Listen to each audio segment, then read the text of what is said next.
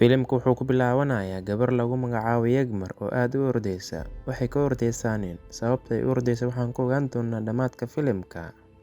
Sheekada filimkan ayaa sheeko laga qoray buug jacayl. Waxaa akhrisanaysa gabar. Waxaa u yeeray ninkeeda. Waxayna ugu jawaabtay isug. Waxaan aragnaa nin diyaaradda ku murugsan. Isla markii wuxuu dareemay wadne xanuun. Wuxuu ku soo kacay hadalka gabar. Gabadhaas oo rabta inay fadhiisato kursiga u dhow daaqadda. Waxayna u sheegtay inay u baahan tahay kursigaas. Gabadhii shaqaale ahayd ayaa waxay soo ag fadhiisay ninkii. Cayar kadib diyaaraddii ayaa halowday. Yagmar ayaa aad u cabsatay. Waxayna ku dhegtay gacanta ninkii. Aad ayayna u cijiysatay. Cijiyaheeda ayaa muday ninkii. Waxayna ka keeneen dhiig. Waxyar kadib gariirkii diyaaradda ayaa joogsaday.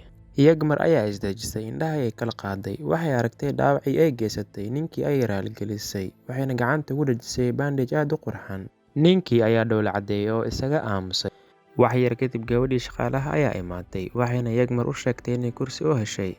Yagmar ayaa kacday balse waxay ku hartay ninkii qalbigiisa. Waxaan ogaanay ninka aamusan in lagu magacaabo Hasmad. Waxay tageen guri. Wuxuuna la sheekaystay walaalkiisa. Waxaan ogaanay inay muddo sii joogi doonaan magaalada maadaama ay khatar ku jiraan ayna ka cabsanayaan booliiska. Hasmad iyo walaalkiisa Xamsa ayaa ka mid ah maafiyada. Yagmar ayaa la joogta saaxiibadeed oo fanaan ah. Waxay la hadlaysay saaxiibteeda markay aragtay iyadoo rooti cunaysa. Waxayna ku qaylisay ha cunin maadaama ay rootiga xasaasiyad ku qabto. Waxay yimaadeen isbitaalka. Waxay ku aragtay Hasmad. Waxay ku noqotay surprise. Wayna wada hadleen. Waxay imaadeen maqaayad ay ka heesaysay saaxiibadeed. Way wada sheekaysteen. Waxayna ogaadeen inay isku dabeecad yihiin. Labadoodana ay hooyo la'aan yihiin. Hasmad waa nin aad u adag. Ma dhoola cadeeyo oo mar walba wuu xanaaqsan yahay. Mar walba uu fiiriyo wuu jeclaadaa. Waxaan dhihi karnaa waa jacaylka aragtida koowaad. Yagmar iyo Hasmad ayaa ku casheynaya saqafka kore ee magaalada. Yagmar ayaa aad u qosashay waayo waxay filaysay kulan iska caadi ah balse kulankoodu wuxuu noqday mid romantic ah. Waxay ka sheekaysay saaxiibadeed Iram. Waxayna isku dayday inay ka qosliso. Ugu dambeyn Hasmad ayaa dhoola cadeeyay. Waxaan aragnaa Yagmar oo dhoola cadeynaysa. Way iska caddahay way jeclaatay Hasmad. Marba markii ka dambeysay way isku soo dhawaadeen. Jacaylkooda ayaa koray. Waxay isla qaateen waqtiyo badan.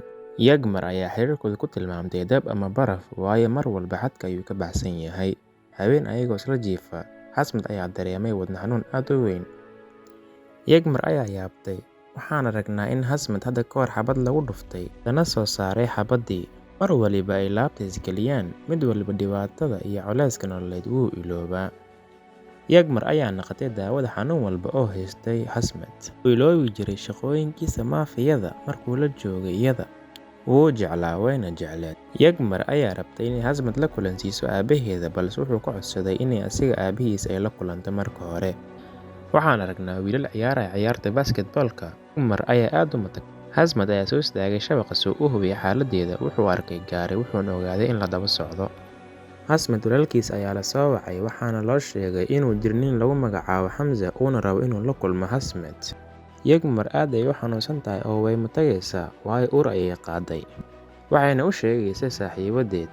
Waxaa sheekadooda maqlay Xamsad walaalkiisa. Markay aragtay laabta ayay gelisay. Wuxuuna u sheegay in wax walba ay hagaagi doonaan. Xamsad ayaa kulan la yeelanaya Xamsa. Wuxuu fariin ka helay walaalkiisa Tariq. Waxaana loo sheegay in Yagmar ay ur leedahay. Xamsa ayaa markan Xamsad u sheegay inuu ku soo noqon karo gurigiisii maadaama maafiyadii kale ay u soo bandhigeen heshiis. Xamsa ayaa Xamsad u sheegay in Yagmar ay ku noqon doonto labada famil dhibaato. Wuxuuna u sheegay inuu ka fogaaday iyada. Waxaa la gaaray sanad guuradii lamaanaha. Waxay imaadeen meeshuu jacaylkooda ka bilowday oo ahayd saqafka magaalada. Yagmar ayaa Xamsad siisay saacad hadiyad ah. Hasmad ayaa Yagmar u sheegay inuu u bixi doono safar ganacsi balse uu u soo noqon doono. Yagmar ayaa ka ogolaatay. Xamsad ayaa Yagmar siiyay faraanti aad u qurxan. Wuxuuna u soo bandhigtay guur. Waxay u sheegtay inay u diyaarisay surprise aad u weyn marka uu soo noqdo.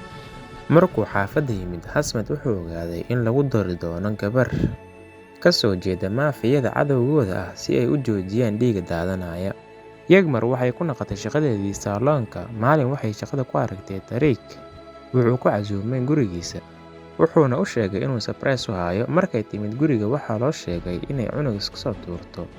Waxay u diyaariyeen dhakhtar sameeya qaliinka. Way ka soo baxsatay. Markaan waxaan fahmnay sababta ay bilowgii filimku u ordaysay Yagmar. Gaari ayaa dhaawacay. Xamse ayaa soo wacay Tariq. Tariq ayaa u sheegay inuu cunug uu dhintay. Tariq ayaa Xasmad u sheegay inay khatar ku jirto ayna iskaga tagto dalka haddii kale ay Xasmad dili doonaan. Waxaa wada kulmay labadii famil. Xasmad waxaa loo soo bandhigay guurka, kuma qancin oo wuu kacay. Waxaa lagu soo wada aadiyay qoryihii dhammaa, balse kamuu cabsan oo wuxuu ku yidhi jawaab iga suga. Wuxuu soo doonay Yagmur. Wuxuu ogaaday inuu walaalkeed ku dhahayo dalka isaga tag. Wuxuu isku dayay inuu raadiyo. Wuxuu yimid gurigii Iram. Iram ayaa qol ku soo xirtay Yagmur. Iram iyo saaxiibkeeda ayaa waxay Xamse ku amreen inuu isaga tago guriga, balse wuu ka diiday. Waxay wada dagaalameen saaxiibkeeda. Waxaa yimid booliiska waana la xiray. Dib ayaana dalkiisa loogu celiyay. Yagmur ayaa ku soo noqotay Turkiga, waxaana soo dhaweeyay aabaheeda. Markaan gurigeeda ayay joogtaa way nabad qabtaa. Xasmad ayaa guursaday gabadhii lagu qasbay, Nobelda, balse wax niyad ah uma hayo.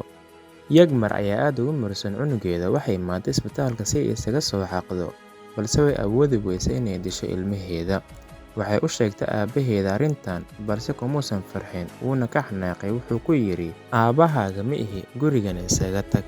Yagmur maysan quusan, mar uun aabaheeda way soo ceshan doontaa. Labadaba aad ay isaga fakiraan. Yagmur caloosheeda way weyn tahay markaan, waxayna dhali rabtaa mar dhow. Aabaheeda weli wuu ka xanaaqsan yahay. Wuxuu yimid qabriga xaaskiisii, wuxuuna weydiistay talo, balse Yagmur ayaa ku tiri, ogolow gabadhan oo waxaa tahay cunugan awoowihiisa. Yagmur foosh ayaa qabatay, waxayna ku dhashay qabriga hooyadeed agteeda, oo waxaa ka dhaliyay aabaheeda. Dhinaca kale, Nobelda ayaa rabta inay ur yeelato. Sida muuqata way isku soo dayeen, balse Nobelda ayaa qabta cudurrada dhalmada. Waxaa jira kulan ganacsi. Nobelda ayaa Xasmad ku ceebaysay dadka hortooda. Wuu la dagaalay. Waxaa u soo dhacday fariin. Saaxiibkiis ayaa u sheegay inuu soo helay Yagmur. Inkastoo nolosha ciriiri ku tahay, wuxuu ku farxay inuu ogaaday meesha ay joogto Yagmur. Wuxuu tagay guriga Yagmur, balse wuu niyad jabay markay u sheegtay inay guursatay. Xaalka wuu ku xun yahay. Nobelda ayaa ogaatay xiriirka ka dhexeeyay Xamse iyo Yagmur. Aad ayay nooga maseertay. Waxay burburisay saacaddii ay u keentay.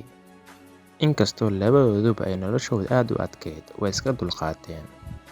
Sanado kadib waxay ku kulmeen Wiishka. Wuxuuna ogaaday in surprise-ka ay u sheegi rabtay uu ahaa uurka ay leedahay. Maadaama uu wiilkiisa Kamaal ku arkay Wiishka, Yagmur ayaa maqaayadda ku aragtay Xasmad. Waxay u maleysay inay riyoonayso. Waxay aaday maqaayadda si ay wejiga u soo dhaqato. Waxaa istaajiyay Xasmad, wuxuuna u sheegay inay qolkeeda ku sugto, uusan mar kale weyn doonin.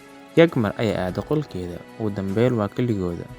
Jacaylkooda muusan dhiman, hab ayay siiyeen. Yagmur ayaa Xasmad u sheegtay in Kamaal uu asiga dhalay, ayna qarinaysay maadaama Tariq iyo Xamse ay isku dayeen inay cunug soo xaaqaan. Kamaal ayaa qolka soo gal.